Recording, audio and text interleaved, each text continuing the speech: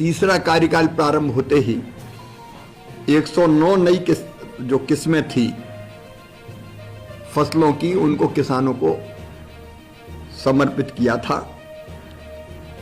अब किसान को समर्पित करने का मतलब उसको बीज मिल जाए, इसलिए बीज उत्पादन के एक व्यापक कार्यक्रम बनाया है, जिसमें ब्रीडर सीड से फाउंडेशन सीड और सर्टिफाइड सीड जल्दी बने और किसान को मिल जाए।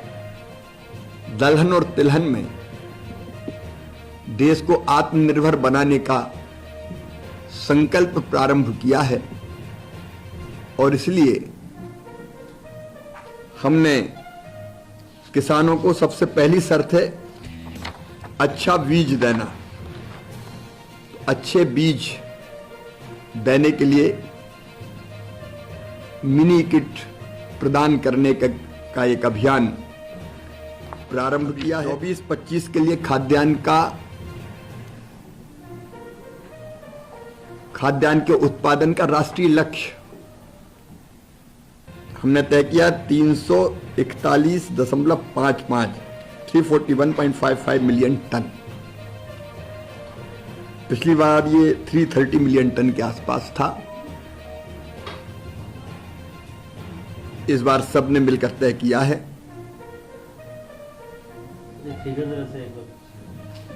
341.55 मिलियन टन, 341.55 मिलियन टन ये हमारा टारगेट है। इंटरक्रॉपिंग के जरिए, कृषि के विविधीकरण के जरिए, क्षेत्र बढ़ाने के साथ साथ कम उपज वाले क्षेत्रों में हाई यील्डिंग वैरायटीज की शुरुआत भी हम करेंगे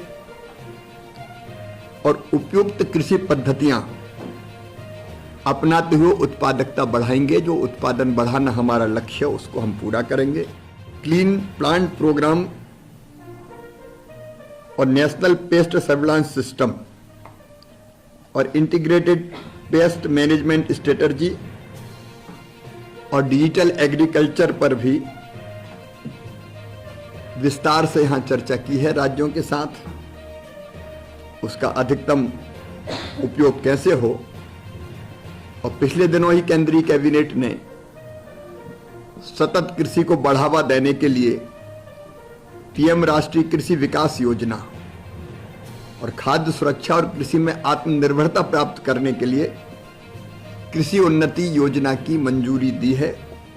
1,01,321 करोड़ रुपए की यह योजना है।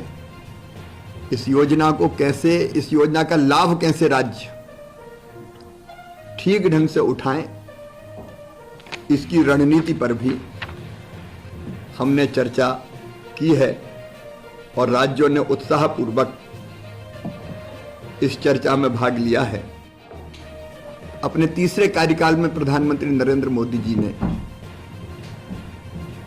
3 गुना ज्यादा सख्ती से काम करने का संकल्प लिया है और कृषि का क्षेत्र अगर आप देखेंगे तो लगभग 31 दिनों में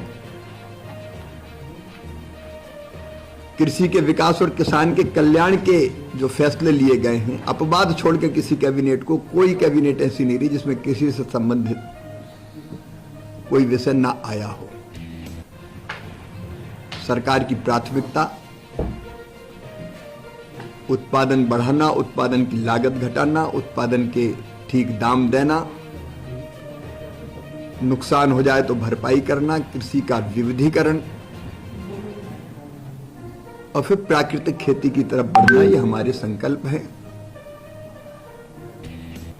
हम कैसे देश के खाद्यान्न के अन्न के भंडार भरें और जरूरत पड़े तो पूरी दुनिया का फूड बास्केट भारत बने, इस प्रयत्न में हम लगे हैं।